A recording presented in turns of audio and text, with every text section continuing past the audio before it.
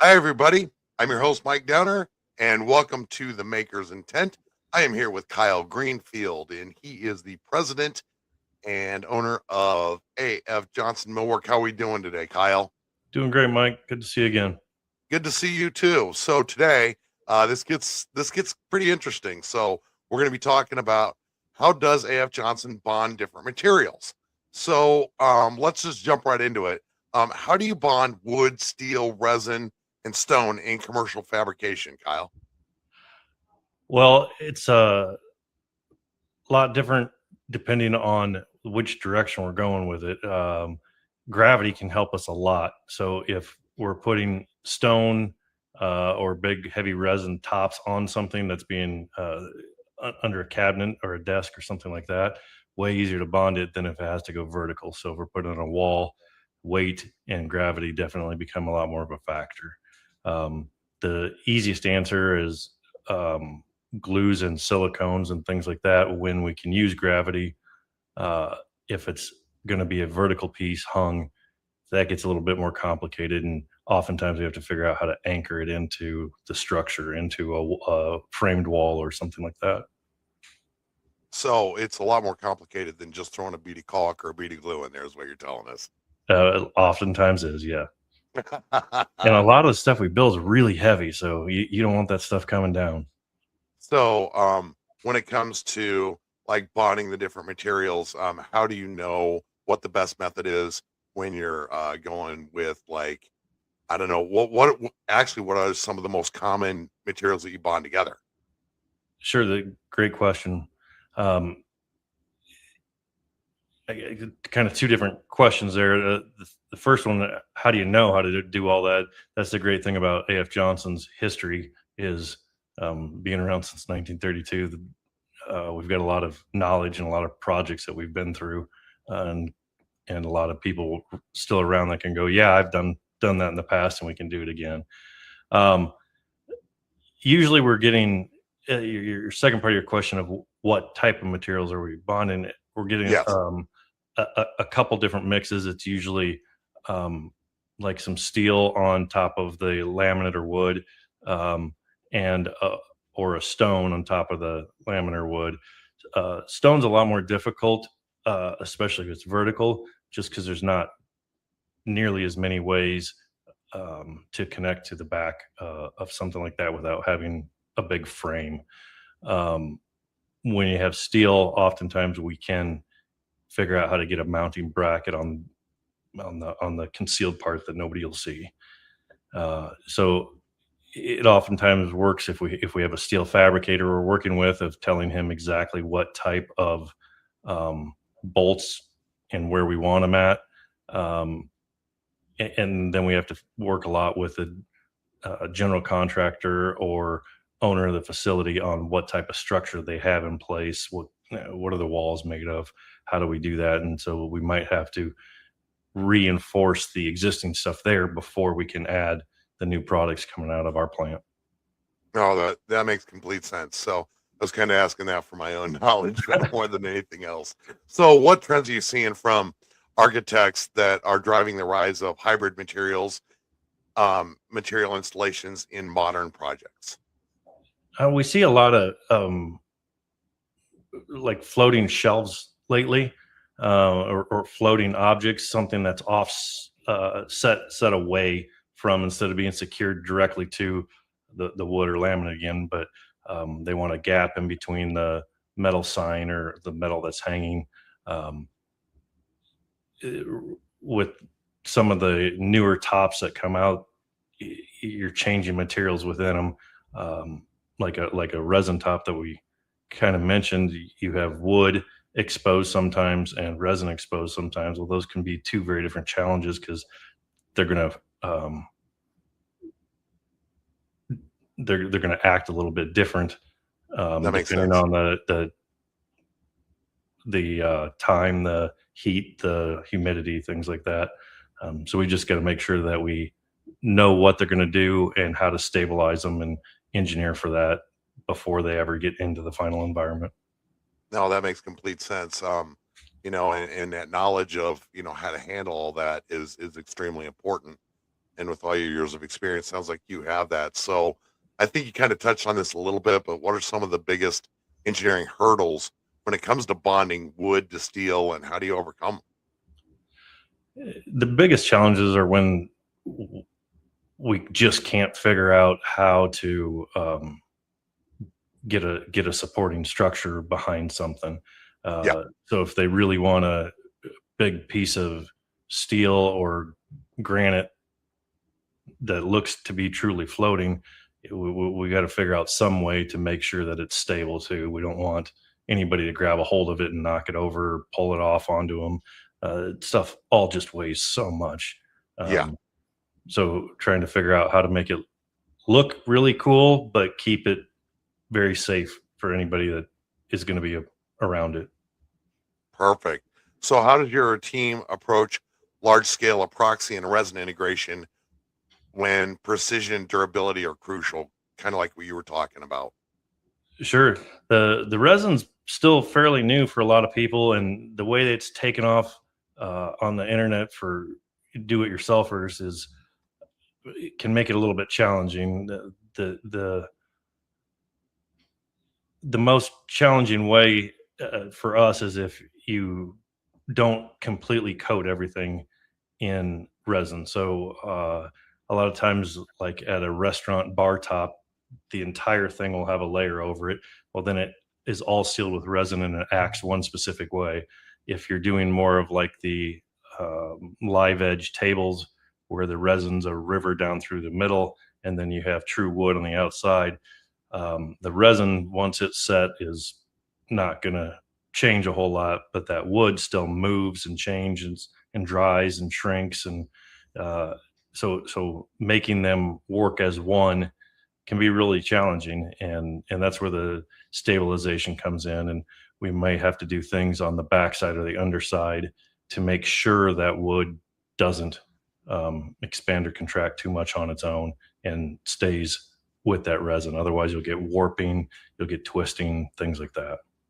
Oh, that makes complete sense. And I wish I would have known you about 25 years ago when I owned a bar.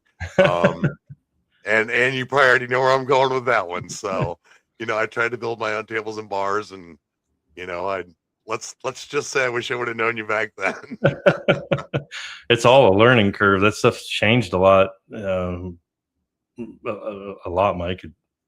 I'm still learning every day on that. Like I said, I was a complete novice, and there was no YouTube videos back then, and I just said, "Oh, this looks cool," and you know what? For a couple months, it looked great, and so I highly recommend, rather than making the same mistakes I did, anybody listening to this, you pick up your phone and give Kyle a call. So he's gonna do it a lot better. I'm just telling everybody from experience. So Kyle, when you are combining materials like stone and wood, what structural considerations need to be addressed in the early design process?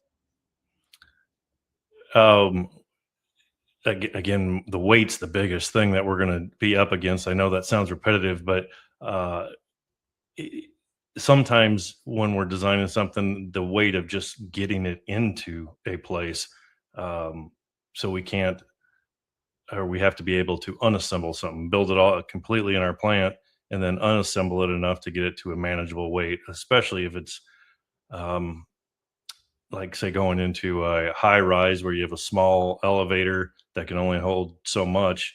We really got to be able to tear that stuff down and rebuild it once it gets into its final space. Um, Sometimes that can be one of the more challenging things, and it sounds pretty simple, but you want it to look flawless and seamless and great when it's put together. Figuring out where we can take it apart is sometimes one of the bigger challenges. Well, that's pretty cool. I mean, I just learned something that you actually pre-build and do all that, which is going to lead me right to my next question, rather than just doing a lot of it on site. So, this is you did a perfect job of leading me into the next question that's kind of on my mind, and that is, what role does testing and prototyping play when working with new or unconventional material combinations? Well, mainly we want to know that it satisfied all the design needs and criterias and looked great before it ever left us. So we want everything to go together as it will in the end product. Um, so we can do a quality control on it. We can look and make sure it's interacting correctly and supported correctly, and all the good things. The other thing about that is a lot of times we're manufacturing for somebody, but we're not putting it back together. There is a contractor in between us and the end user. We want to be able to know if they call and say, "Hey, we're having this problem," that it was a problem from shipping and or putting together on site. It wasn't a problem with the original design. We want to know confidently that, hey, it can be done. It looked great at one time, and then start helping them through the best solutions of what happened and how to make it work. So the testing would, again, in our controlled environment, we know it looked amazing at one point. No, that's perfect. Um, so why do you think that fabrication shops avoid multi-material projects, and what gives you the confidence to take them on when someone calls and requests them? It's hard to talk for all the different reasons You bet. why somebody may or may not take on a project. The biggest thing that we hear, um, with some of even the partners that we work with, is, I just don't know anything about that. Right. So that's where all the experience we have and working with people for years and years and years is, we know what teams to pull together. If it's lighting, we have lighting designers that we've worked with before. Metal, we've got great metal guys that we've worked with before. Same with stone, anything else, and we can pull those knowledge bases from those other companies in also. One of the bigger challenges we hear from designers of, they have a concept of what they want the end product to look like, but when they call the metal guy, he says, I don't know anything about that. And they can't piece it all together. We like to be able to bring that final solution of piecing it all together for everybody. That And I think that's that's one of amazing. the And biggest after things. all, yeah, and after all your years, you've built up relationships with all those people to be able to find that solution, which I think is very impressive. Thank you. So we'll kind of wind this up here. But it's story time. So Kyle, here we go. So what I'd like you to do, for me and all the listeners, is kind of a two-part question. Is if you could share a project where your team solved an engineering challenge that maybe some other companies couldn't, and what made that solution possible? How did you get it done? Sure. So we were working on a hospital entryway, 2 stories tall in this hospital, and the walls were curved. Um, so the wall panels that we're putting up, the laminated wall panels, all had to be curved also, and then there was different acrylic signs hanging off of them, that they didn't want to see any markers on, and um, acrylic doesn't, or the sign, that people that supplied them anyway, didn't have them curving. I think you probably could do it if you heated it up, but not not what I know that much of. So the challenge there was to, how do we make this stuff all match up before we get it way up in the air? Um, so we had to build a temporary wall at about 6 foot that we could work on, affix all the bolts that are gonna, when I say bolt, for the acrylic that kind of comes out, if you've seen like the little metal screw in caps that kind of hold it in place, make sure that all fits on 4 separate panels, then get them almost 2 stories up in the air and hang them and level them and make that all work. And then go back up with the acrylic and put it over these bolts that now have to be precise that far in the air. Uh, that one was a little bit more difficult, and a lot of trial and error on just getting it all to fit back together every time. I bet you when you got done though, it looked amazing, and I bet you that the client was very happy. Exactly. That was a really cool project, fun to work on. I can almost picture it in my head because when you said hospital and you said curved walls, what is it about that all hospitals seem to have curved walls? I mean, it doesn't matter what one you go in. Yeah, I don't know. Like, cool designs, but we like them. They're really fun to work on, but they can be challenging. Absolutely. So, we covered quite a bit today, and I learned a lot. Again, it's not a tube of super glue that you guys are working with. So, um, I do appreciate you joining me again today, informing all our listeners, and I look forward to the next time we talk. Sounds great. Thanks for your time, Mike. Hey, thanks a lot, Kyle. You have a great afternoon. You too.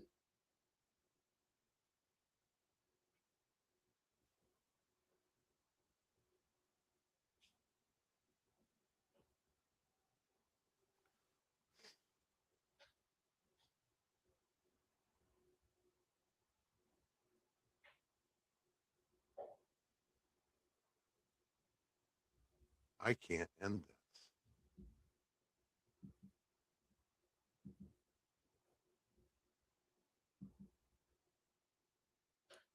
Yeah, I can't either. It says error occurred.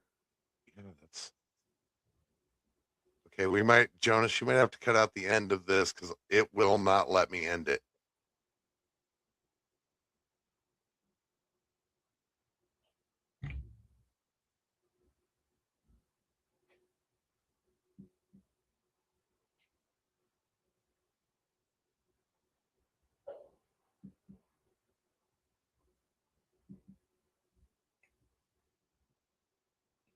Okay, this is going to be really long because I cannot end the recording.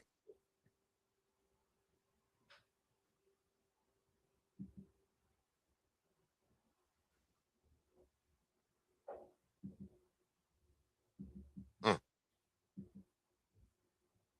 Okay, this is really weird. You Yeah, might this want to is grab Kevin real quick and see what we can do here. Probably gonna have to edit this part out.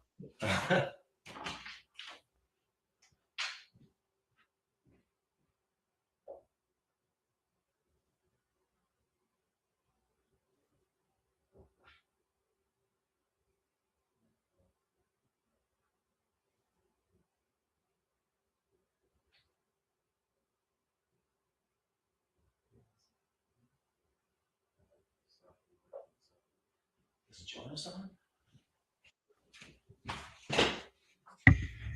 Oh wait, Jonas came back in and now it ended. Well, Jonas yeah, left and came back in, but now I just don't even know if it recorded.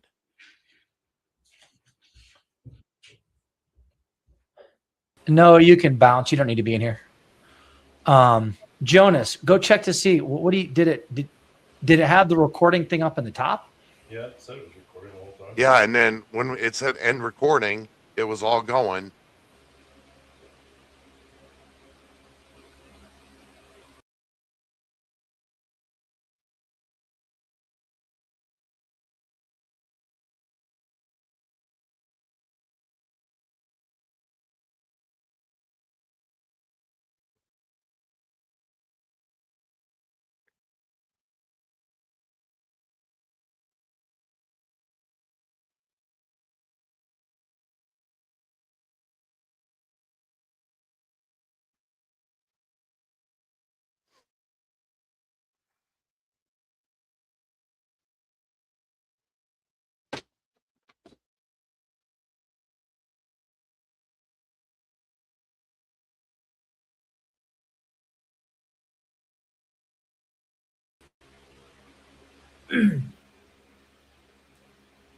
Yeah, so Mike, I'm not sure what happened, but the recording didn't get saved.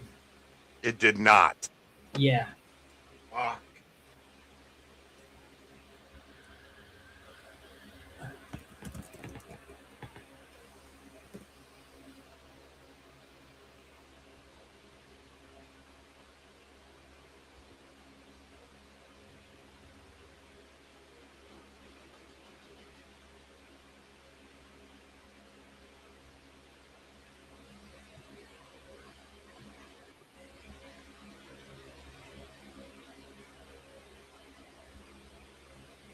That was the first time this happened. Okay, the recording did not get saved, he said. The recording did not save. Yeah.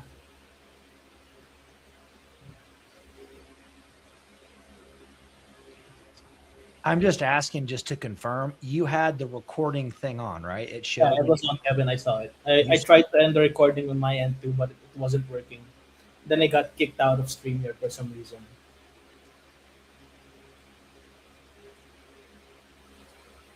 And then StreamYard just kicked it out. I'm gonna do a quick speed test. Hang on.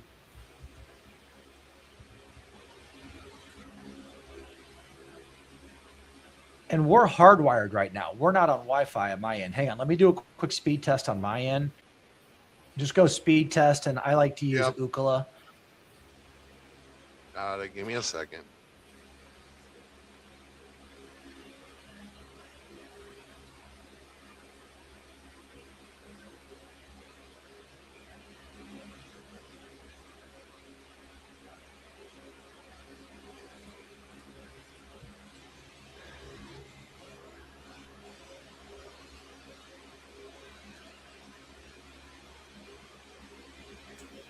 Speed.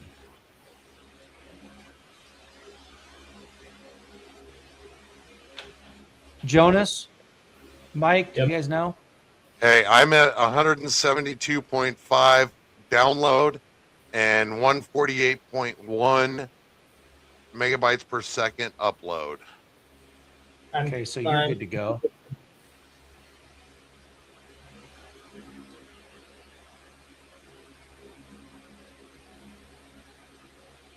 Yeah, I'm at almost 200 megabits per second each way. So we're on Google Fiber, and I just had it cut out the first time. Now it just gave me like 865 down, 749 up. At our office, I mean, there are issues with their internet here. There's, they've got 1 gig fiber, but I'm gonna try it again. Now it's running. Yes.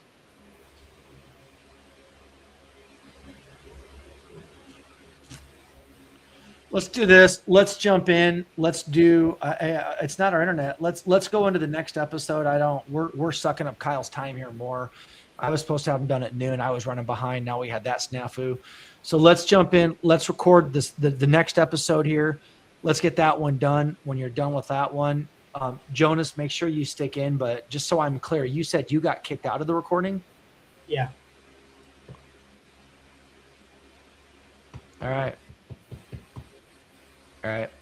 I'm gonna bounce. Let's jump into the next one, okay? Got it? Yep. All right.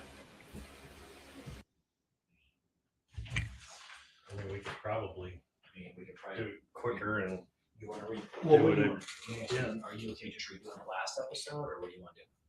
It's your call. I mean, You just went through it. you want to do that one again, shorten it up to 10 minutes, and then do the second one in 10 minutes?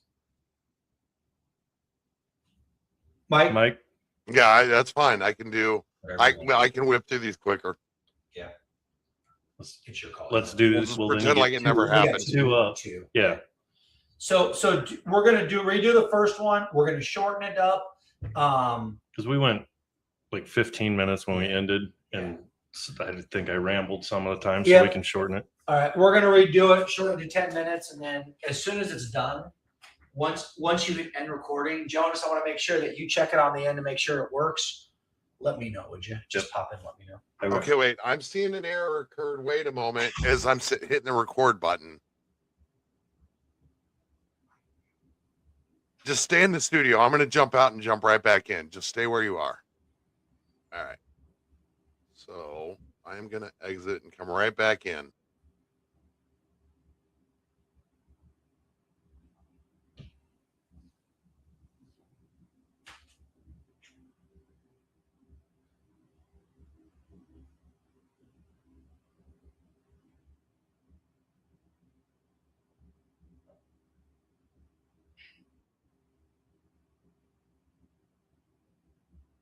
Okay, now let's get over to the notes. And we got number 3. Okay. There we go. Okay, here we go again. Wait, let me switch this. Remove. Add. Titles are on there. board. Here we go.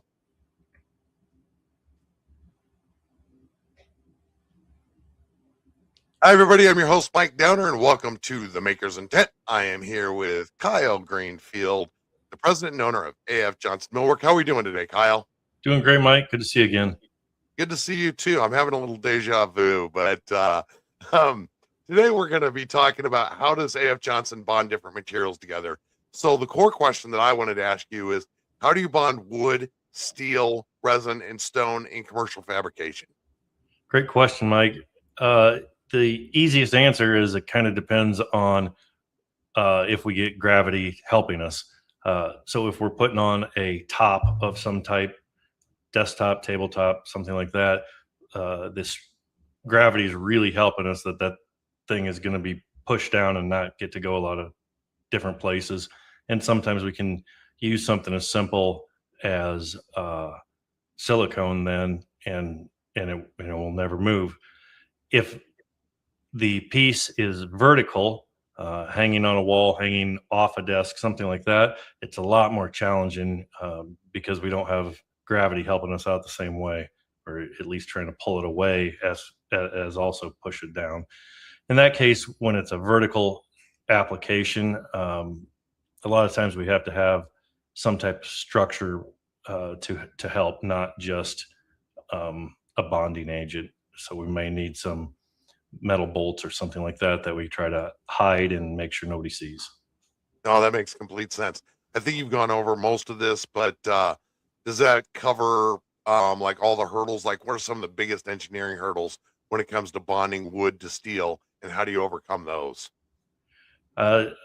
The weight is usually the biggest challenge, and then Right. how it's going to be mounted. So again, if we think back to something mounted against a wall or a vertical type of presence, we oftentimes need to do a little research, a little work into what the existing structure is there, how the wall's built, how the building's built, and if it's going to be able to hold it up. A lot of the newer designs of floating things, floating shelves, and or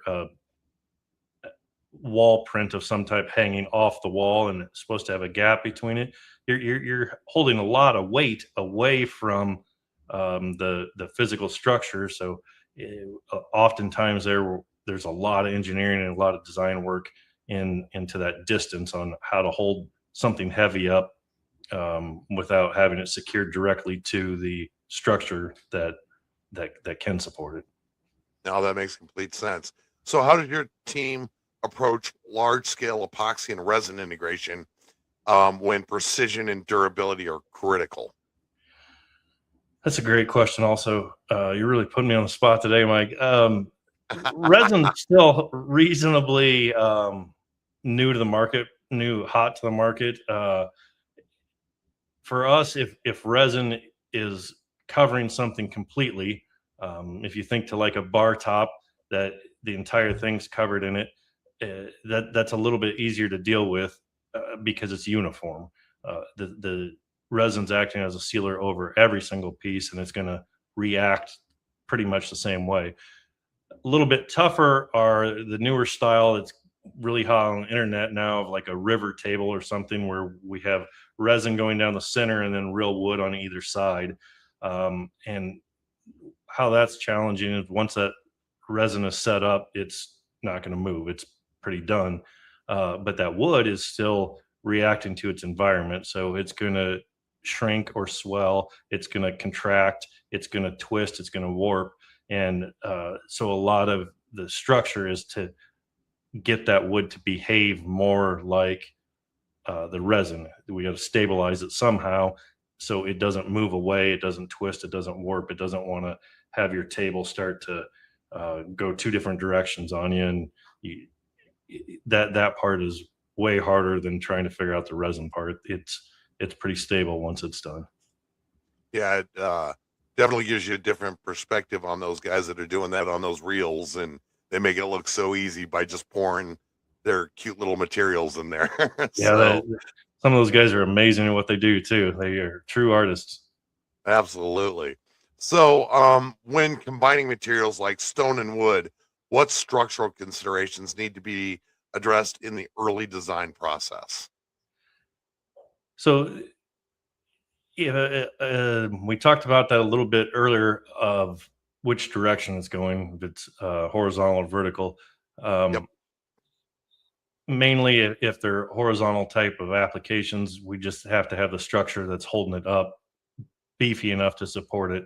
So that might be the thickness of our walls, and or if we have to re support um, something on the for the cabinet or the desk or whatever it is, add some extra supports under it so the weight of the granite or something like that doesn't snap itself. On the vertical side, like we kind of talked about it, but a lot of times we'll have to put in some type of reinforcement into the existing building. So we might have to work with a contractor or the building owner to um, add to what's already there, especially on some commercial framing that's a thin gauge metal. It's probably not going to hold anything, so we have to go beef that up and put an actual support of some type in before we can start adding the millwork and other steel, metal, things like that to the project. No, that makes perfect sense. So, Kyle, can you tell me what role does testing and prototyping play when working with new or unconventional material combinations? Well, for us, we really like to put everything together in our plant first. As far as testing quality control, we want to make sure that at one point that product looked amazing. Um, and then if it gets out to the insight and there's something wrong, we have a better idea on. We know that at one point it was great, and then we can start figuring out if something got tweaked in the process, if something's wrong with the site conditions, um, and or just what's going on. But we know it looked great at one point, so uh, we like to make sure that I mean in our plant we know that the environment's going to be uh, clean, safe, level. Um, all of our moisture content's going to be controlled. Whereas we get out in the sites, and especially if it's a new building under construction, might be really hot, really cold, and doing funky things to all these different new materials coming in. Um, so again, for us, it's making sure that we get it looking great to start off with. You bet. So, this is just your opinion. So, the next question that I have for you, it's kind of an opinion-based thing, but why do you think many fabrication shops avoid multi-material projects? And what gives you the confidence to take those projects that other people turn down? What gives you the confidence to take them on? Um, I think that's comes down to just years and years and years of experience, Mike. The biggest thing that I hear from people, and some of them are partners with us, trade partners that will bring in if they bring a project our way. Is, I just don't know anything about this. I get it. Um, Absolutely. So you know, with AF Johnson being around for since 1930s now, we've probably done that project, and we have partners out there, metal guys, granite guys, uh, that have done those type of projects too. So it's bringing together a team with all this knowledge. A lot of the designers we work with will call and say, you know, this is what I want, this is what the customer wants, but I can't get anybody that knows how to do any of this stuff. Well, we have that knowledge base between our internal guys and the partners that we worked with for years. We can kind of be a one-stop shop and bring all the brain power together, as opposed to somebody saying, well, this is where my knowledge stops, and cutting the project off at that, and a designer and end user having to find 5 or 6 different um, companies to bring together to coordinate. We take care of all that for them. Oh, that's perfect. So after, close to 100 years, you guys have definitely got that system down. So we'll Absolutely. kind of wind this up here a little bit, and it is story time. So what I'd like you to do, Kyle, is share a project where your team solved an engineering challenge that others couldn't, and what made that solution possible? Had a real fun project a couple of years back now, Mike, that we were doing a hospital entry lobby, and it was curved, and really cool project, but curved, and some of it going about 2 stories in the air. A lot of it's high work and hard to put together. So our laminate panels have to be all curved. The signs, like directional signs that came out, were acrylic, not curved. So we're having to figure out how to take straight, flat, can't be bent type of things and put them on curved things. And so we ended up having to build a wall at like 6 foot and test hang everything, fit the signs on down there where they're curved and have the little anchor bolts coming out, and then take it all back apart and bring it up in the air 15, 20 foot and try to put it all back together again. And that one, it looked great when it was done, but man, that was a lot of test and error putting that one together with the angle changes all over the place. That sounds amazing. When we're done, you'll have to tell me which hospital so I can go and take a look at it myself. So yeah, sounds great. Hey, thanks for joining me again today on the Maker's Intent.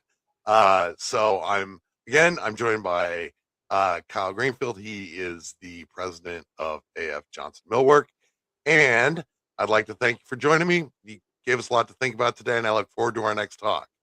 Great. Thanks, Mike. Hey, thanks a lot.